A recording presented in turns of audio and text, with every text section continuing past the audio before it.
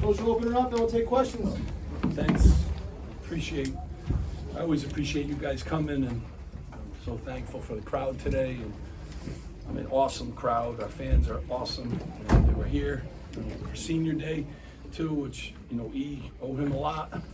He's been a worker for us, and appreciate what he's done for the program. But the band, the cheerleaders, the students, it was awesome. Awesome environment, good win. We're getting better, and these guys played a big role in it. And I'm very thankful. New season starts after this, and head to Chicago, and everyone has a chance. Jerry.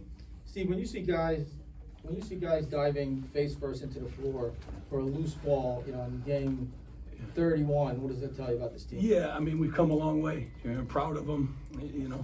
They just kept fighting through some obstacles, and it's a tough time in college sports too, when things aren't going your way and all the distractions and all the, nonsense that these guys have to deal with. And they've stayed the course. They've gotten better. I mean, Lino, what jumps he's made. Reek's been really good. He's given us, blood every day, and what he does, and he comes to work. They've really got a worker approach. They've approached practices the right way. So diving for those, proud of them. Come a long way. Brian. Steve, how do you feel about this team, where they are now, heading into the Big Ten tournament? Yeah, I mean, I think, obviously we're better, and, I love tonight. I mean, Penn State's second in the league. There's 18 teams in our league in steals. So Penn State steals the ball. We start the game off of 4.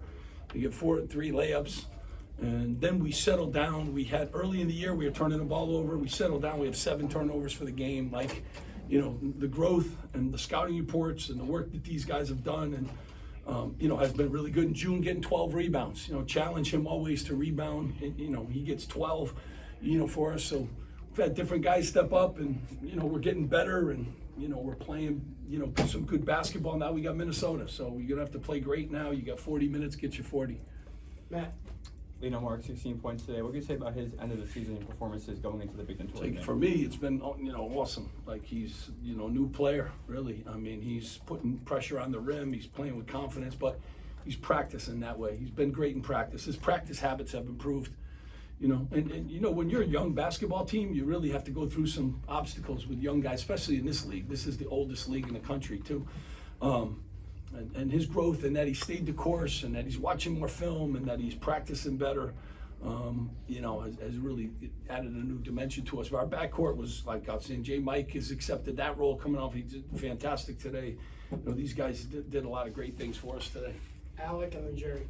Chris Nolly played 18 minutes off the bench without Bryce Dorsch as well. He needs some depth in the front court. What can you say about his comfort level on the floor and how he's progressing in that area? Yeah, he's getting better too. Proud of him. He played great against Michigan State up there, and got to get him to defend without fouling. That's been like one issue that he's had, but playing with great energy. He's athletic. You saw some plays tonight, and he's practicing that way too. He's another guy, freshman, that you go through those ups and downs, and he's got a little swagger to him right now, and and we need him to. And you never know. Like, Bryce has been injured the last 2 games, and Bryce had played a lot of minutes for us, and he stepped in and has done a really, really good job in this place. Jerry and then Brian. Steve, this freshman class as a whole, what do you think of their potential to help you in this program in the future? And they're great kids, first of all, from great families, and they're talented. It's a highly rated class coming in, and hopefully they keep getting better, and they stay together. And it's a crazy world now. No one stays, so hopefully they will. Maybe they'll be different. Do you have hopes that you can keep this nucleus together, this talented young group? Hey, this is what I do. We had the governor here today. It was awesome. We have the best president in the league. I got an AD that's into it and gets it. So it's a good sign for us moving forward. Brian. Steve, you mentioned the crowd was good today. The fans. That was great. Yeah, great sellout. The fans have been showing up all season. They sure despite a have. rough year. They sure have. Do you feel pressure to reward them for their patience?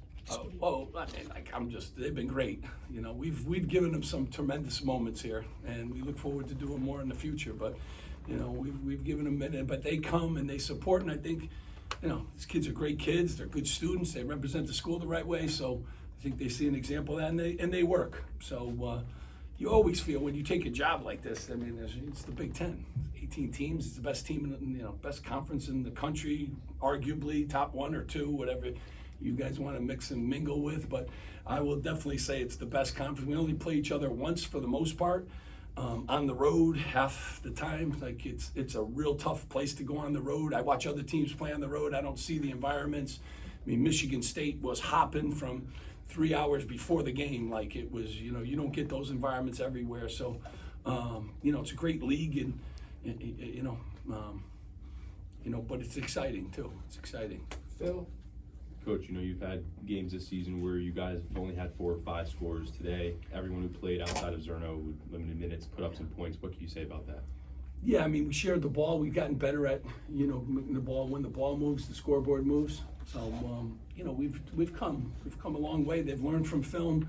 You know, we've gotten after them a lot about a lot of things, and they've soaked some in and better than others.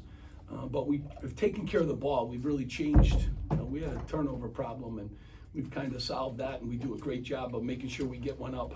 So I think that's, you know, important part of the results. Last one, Christian in the back. Just on senior day, can you just speak about E, what he's meant to the program, what he's meant to you, and kind of just what he brings to the court? He came with, you know, he had an ACL knee, and as you know, like that's not an easy rehab, and this guy's been in the training room. You know, he's had an awesome year for us. Hasn't missed a drill, hasn't missed a practice, and I gave him a little leadway because I said, hey, if you need a day off for your knee, if you need, you know, like you got, and he's never taken 1 ounce of anything off, and he's plugged away, and he's gotten so much better from the first. He couldn't play his first year. He played a couple games.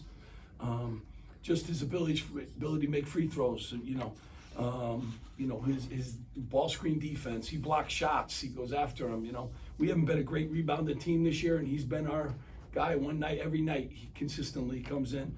You know, it's always foul trouble too with him. So, you know, his minutes are a little bit limited because of that. But sometimes, you know, he's a product of his size and his strength. Like, I don't even know if these are fouls, but when you're that big, guys kind of bounce off you a little bit, and he gets some unlucky whistles. But, you know, getting his master's degree, he's just been awesome to coach. I appreciate him. He stayed here. Like, you guys don't understand the world I live in. You know, like Donald Trump's trying to solve our problems now. You know, like, you know, during the middle of a war. So, like, that kind of explains where we are, and he stayed, you know, and these guys, hopefully they'll stay, you know. So.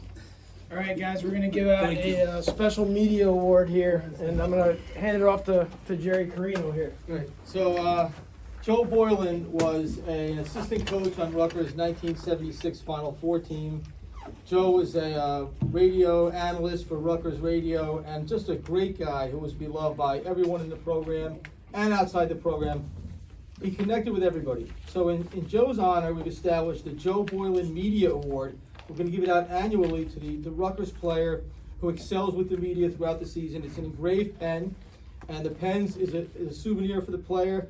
The player will sign this ball, which we're going to hand out every year, and every winner of the Joe Boland Media Award will sign this from now on. So the winner of the 2025-26 Joe Boland Media Award, the inaugural one, is Tariq Francis. Yeah.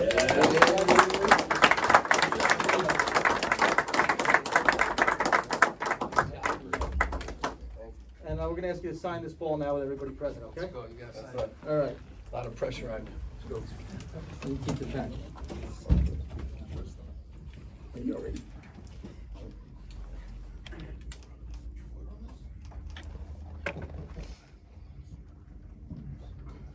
So hold that up for a photo. And then, if you want to just say a word or two about, you know, what this means to you.